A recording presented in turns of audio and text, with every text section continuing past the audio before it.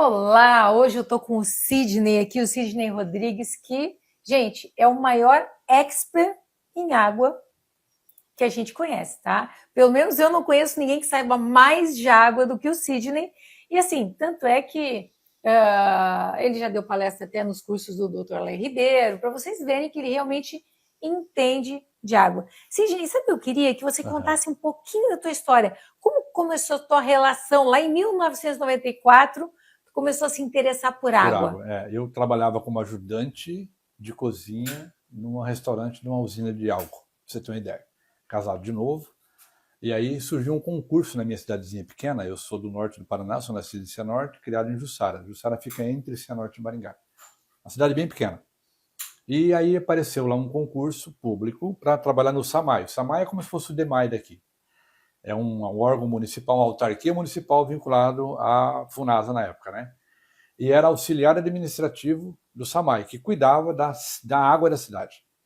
Aí eu passei nesse concurso, consegui a vaga, e eu fui entender o que é captação, adução, tratamento e distribuição. Né? Eu fui aquele cara que saía lendo os A hidrômetros, gente podia falar de voltava, novo. Tu foi entender o que é captação, captação, a adução da água, adução. tratamento dessa água e distribuição. Porque as pessoas abrem a torneira das casas e a água está lá, limpinha. Pelo menos ela tem aquela percepção de água limpa, né? Mas a água passa por um processo. Tem cidades que vêm de lagoas, tem cidades que vêm de poço artesiano, tem cidades que vêm de rios. Toda essa água, porque o que acontece hoje, né? A água ela acaba recebendo toda a poluição. Não importa da onde. Até a chuva, quando lava os telhados das casas, isso vai para o solo.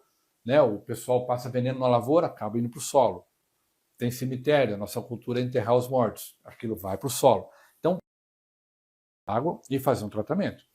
Depois que faz o tratamento, existe uma agência brasileira chamada ANA, Agência Nacional das Águas. Já gostei do nome. ANA. Tá? Então, a legislação brasileira ela está entre as melhores do mundo em relação a tratamento de confiança da água.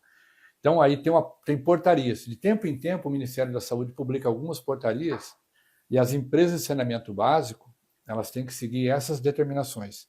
Então, a água que chega na casa do cidadão, da sociedade, é uma água que está dentro de uma faixa de qualidade. Essa faixa dita vários parâmetros, os mais normais, os mais comuns. Quantidade do cloro, a faixa de pH aceitável. Né? Então, a maioria dessas agências, essas empresas, elas recebem um selo de qualidade. Com certeza aqui em Porto Alegre o DEMAI tem, e na época o SAMAI tinha também. Mas o que aconteceu de curioso? Nós tínhamos um selo de qualidade porque a gente colocava cloro na água. E eu fiquei amante do cloro, apaixonado pelo cloro. O cloro para mim era, tipo assim, aquela sensação de segurança que a minha família não ia comer uma bactéria viva, alguma coisa parecida. Aí um dia chegou um amigo meu na minha casa, a gente foi criado meio juntos, ele era vizinho da minha mãe quando eu era criança, e ele era caminhoneiro, um homem muito introspectivo, não falava muito com gente, caminhoneiro. Aí um dia aparece no sábado lá em casa, ele aparece com um aparelho e fala assim, ó, meu aparelho tira o cloro da água. Eu falei, não tira, não tira, não tira, fomos fazer o teste, tirava. E ele tinha um selo emitido pelo governo brasileiro de qualidade, porque tirava o cloro. Então, olha só o meu conflito. Uma empresa ganha um selo de qualidade porque coloca cloro.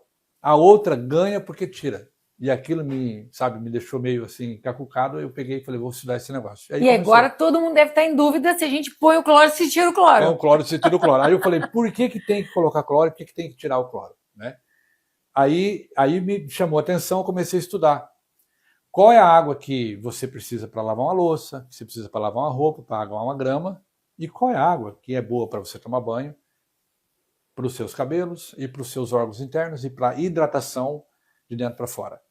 Aí surgiu, aí você não para mais. Você começa a puxar o fio da meada e não para mais. A gente foi acabar estudando os japoneses, os coreanos, os orientais, como é que eles estão 50, 100 anos na nossa frente em relação à água. E depois descobrimos que em alguns pontos do mundo, tá, as pessoas viviam mais e melhor, apesar de estarem muito longe uma das outras, ou seja, com dietas completamente diferentes, mas uma coisa tinha em comum. A água dela tinha algumas Característica. características que nós, modernos, perdemos o acesso. E aí a gente foi entender e fomos chegar numa conclusão né, que os japoneses e os coreanos, por exemplo, levaram essas águas para os laboratórios, criaram aparelhos magníficos, que têm uma função excelente de transformar aquela água que os nossos avós tinham acesso, você tinha um mar no olho d'água lá, né? Então você chegava numa fazenda, num sítio, Eu cansei de fazer e isso. você bebia com a mão assim, aquela água que tinha aquela energia da terra, isso aí acabou, né? Não tem Não, mais. e assim, eu me lembro, Sidney, que se tivesse sapinho na água, é que a água era limpa. Não, mas você tem tanta razão nisso. O meu tio dizia assim, eu ia tomar água, eu dizia, tio, eu tô com sede, que eu tava na fazenda, eu fui criada em fazenda, né? Meu avô era fazendeiro, plantava cana. E eu ia nas férias para lá, e às vezes eu saía para caminhar, catar cana e tal. E eu via, eu dizia, tô com sede. Meu tio falava, pode beber essa água, ó, tá vendo? Ó, tem sapo lá, pode tomar. Beber, tá boa. Até hoje eu tenho essa sensação. A gente perdeu isso. Ó. Quando eu estava, eu participei da implementação da rede de tratamento de esgoto. Então a cidade é pequena, então a água do esgoto é coletada, não tem mais fossas, é tudo esgoto. Aí vai para umas lagoas de tratamento. Na última lagoa, que a última lagoa é antes de essa água chegar no rio, tem peixe na lagoa.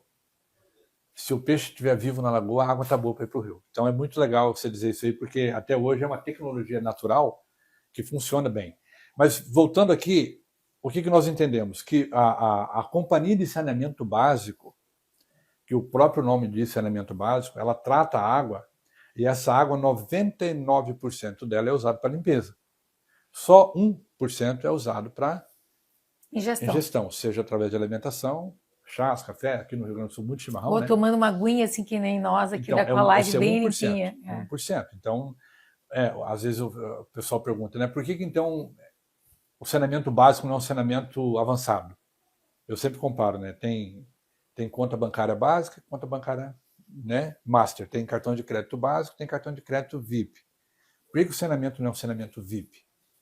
Porque não paga. Você vai tratar um conjunto de 100%, 99% vai para a limpeza.